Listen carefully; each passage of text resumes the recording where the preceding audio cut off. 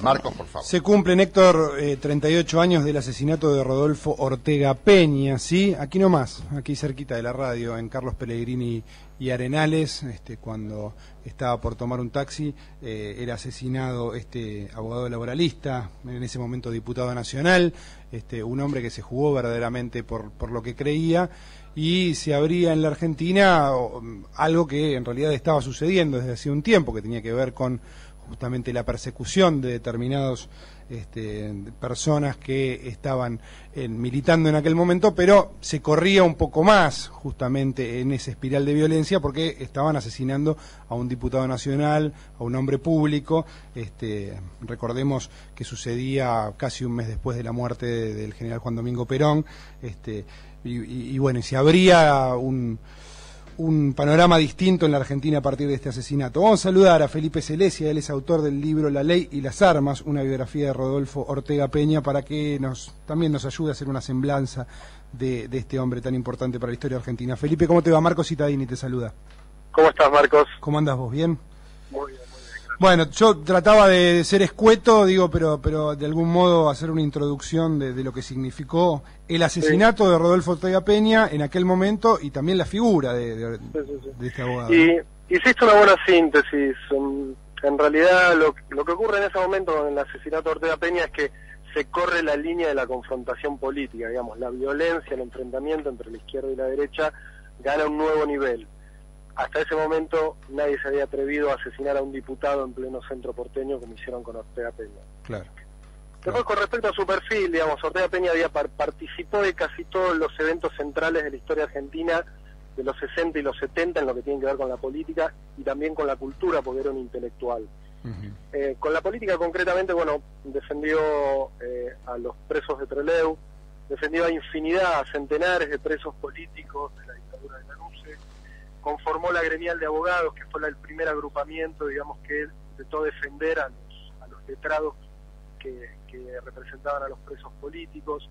Estuvo en el charter en el que retornó Perón, digamos, formó parte de la campaña del Frei Juli, algunos le asignan la famosa frase lucha y vuelve, digamos, estuvo, por decirlo de alguna manera sintética, en todas. Claro.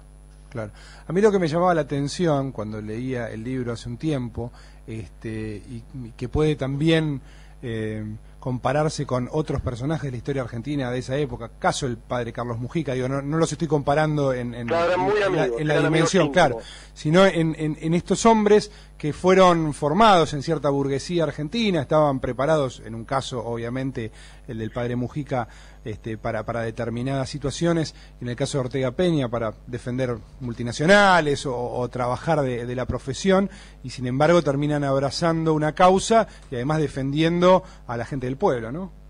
Sí, fue muy particular eso, porque nosotros en el libro en un segmento decimos que lo prepararon como un caballo de carrera. Claro, desde muy pequeño, sí. Era hijo único y sus padres, digamos, tenían una posición encumbrada en la sociedad porteña de aquel entonces, vivían en Recoleta, frecuentaban el Jockey Club, etcétera, etcétera, y formaron a su hijo, digamos, en cuna de oro y trataron de darle, digamos, todos los recursos de la élite argentina en ese momento.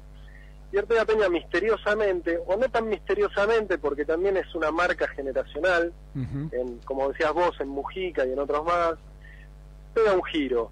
En algún momento, que eso todavía no está muy claro, la verdad que no lo hemos logrado desentrañar en el libro, se peroniza y se radicaliza.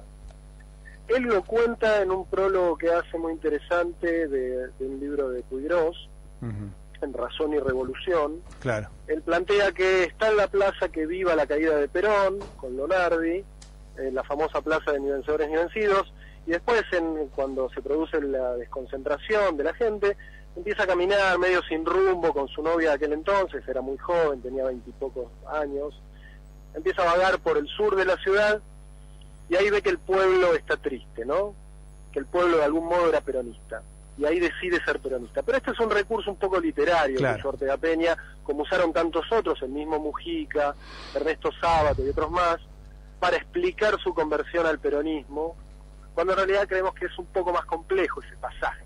Claro, pasaje de hijos de padres gorilas que terminan peronizados, ¿no? Claro, uno piensa, digo, en esta complejidad que vos mencionás, a tipos como Rodolfo Walsh mismo, o el mismo Estergel, digo, que también hicieron ese tránsito, ¿no? Digamos, más o menos a la derecha, o más o menos gorilas, pero en todo caso, que fueron peronizándose a partir también de lo que se sucedía en la Argentina y de cómo se pensaba que se avanzaba en la Argentina, ¿no? Esto de llegar a la patria socialista a través del peronismo y esa cuestión, sí, ¿no?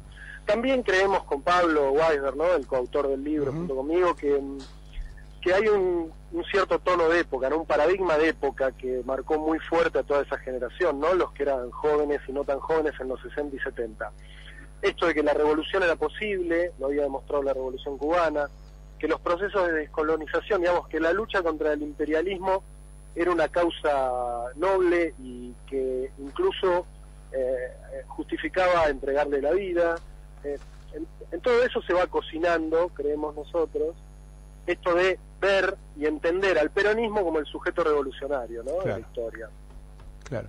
Felipe, la última tiene que ver con cómo se lee Ortega Peña en la actualidad. Digo, cuando nosotros leemos el libro que ustedes escribieron, obviamente lo estamos haciendo inevitablemente desde un presente, entonces nos dice una cantidad de cuestiones, también a partir de lo que hizo Eduardo Luis Duhalde a lo largo de todos estos años, pero sobre todo su trabajo como funcionario, hasta hace muy poquitito que falleció.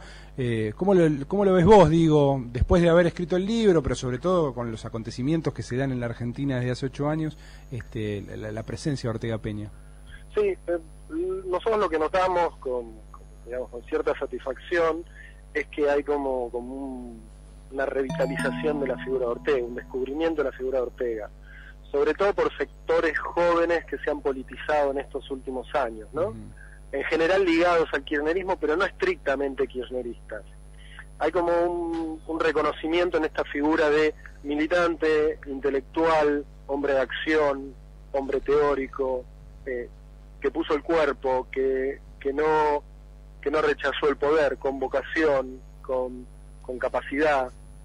Hay como una suerte de recupero de la figura de Ortega. Y lo de Duhalde, que fue su socio y compañero de toda la vida, creemos nosotros que tiene que ver, es muy difícil y muy tramposo, ¿no?, hacer historia contrafáctica, pero de algún modo el trabajo conjunto de ellos dos cimentó las bases para que Eduardo Luis Duhalde fuera el secretario de Derechos Humanos, que condujo un momento histórico para los derechos humanos en la Argentina, ¿no? Sin aquella etapa de defensor de presos políticos, donde realmente, por decirlo así bien en argot callejero, bailaron con la más fea, porque defender presos políticos a principios de los 70 era realmente bailar con la más fea y enfrentarse a la policía represora, a una justicia extremadamente gorila y muy conservadora, y a peligros concretos de morir. Bueno, Ortega dio la vida, de hecho. Pero eso fue lo que cimentó el acceso, después de Eduardo Luis Duhalde, a la Secretaría de Derechos Humanos, de él y de todo un grupo de abogados que le puso el cuerpo a eso que en ese momento no se conocía como derechos humanos. Creo que ya anticipaba algo de lo que fue. Gracias por estos minutos con la radio pública y por el recuerdo y la semblanza de Rodolfo Ortega Peña, Felipe. No, a vos, Marcos, un saludo para toda la audiencia. Que estés muy bien. Felipe Celesi, autor del libro La Ley y las Armas, una biografía de Rodolfo Ortega Peña. Lo recordábamos entonces a 38 años de su asesinato.